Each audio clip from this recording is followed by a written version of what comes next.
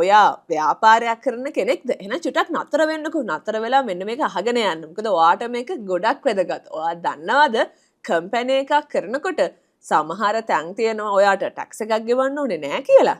අපි මොනවද ඒ කියලා බලමු. දැන් ඔයා හිතන්නකෝ ඔයා මේ වෙද්දිත් කම්පැනි එකක් කරගෙන යන කෙනෙක් වෙන්න පුළුවන්.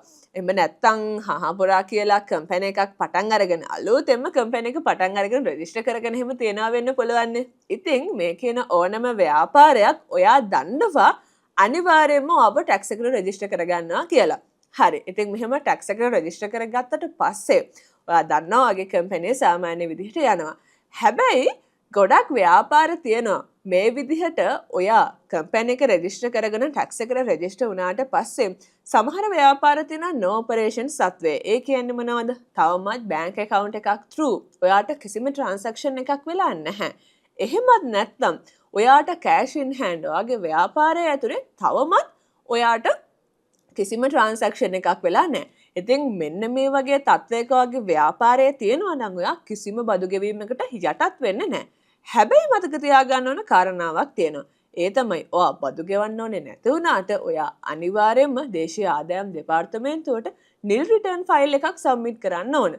ඒ කියන්නේ ඔයා දේශීය ආදායම් දෙපාර්තමේන්තුවට ඔයාට කිසිම ඔපරේෂන් එකක් නැහැ කියන එක දැනුවත් කරන්න ඕන. මේකට ඔයාට කිසිම මුදලක් අය වෙන්නේ නැහැ. ඔයාට ඔන්ලයින් මේක කරගන්න පුළුවන්. හරි. ඊළඟ කතාව තමයි දැන් ඔයා හිතන්නකෝ ඔයාගේ කම්පැනි එක පොඩ්ඩක් ලොස් වෙලා තියෙන මේ දවස්වල. හරිද?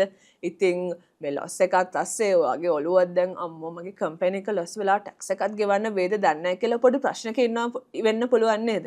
හරි. ඔයාගේ කම්පැනි එක ලොස් වෙලා නම් ඔයාට ටැක්ස් එකක් ගෙවන්න ඕනේ නැහැ. දේශීය ආදායම් දෙපාර්තමේන්තුව කියන විදිහට මේ ලොස් එක ටැක්ස් ලොස් එකක් වෙන්න ඕන. ඒ කියන්නේ ටැක්ස් ලොස් එකක් කියන්නේ මොකද්ද?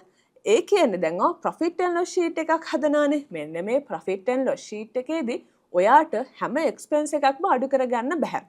දේශීය ආදායම් දෙපාර්තමේන්තුව කියලා තියෙන ටැක්ස් එක්ස්පෙන්සස් තියෙනවා. මෙන්න මේ ටැක්ස් එක්ස්පෙන්සස් අඩු කරාට පස්සෙත් ඔයාට එන්නේ ටැක්ස් ලොස් එකක් නම් ඔයාට අනිවාර්යයෙන්ම ටැක්ස් එකක් ගෙවීමේ අවශ්‍යතාවයක් නැහැ. ඉතින් ඔයා මේ ගැන දැනගෙන හිටියද? සමහර වෙලාවට ඔයා ව්‍යාපාරිකයෙක් විදිහට මේ වෙද්දි දැන් ළඟම එනවනේ CIT එකට එහෙම නැත්නම් කෝපරේට් ඉන්කම් ටැක්ස් එක ගෙවන කාලේ අවසානයේ ඩෙඩ්ලයින් ළඟ එනවා. කවද්ද? සැප්තැම්බර් 30 ඔයා ගෙවන්න ඕන. ඒ වගේම නොවැම්බර් 30 වෙද්දී ඔයාගේ රිටර්න් එක ෆයිල් කරන්නත් ඕන.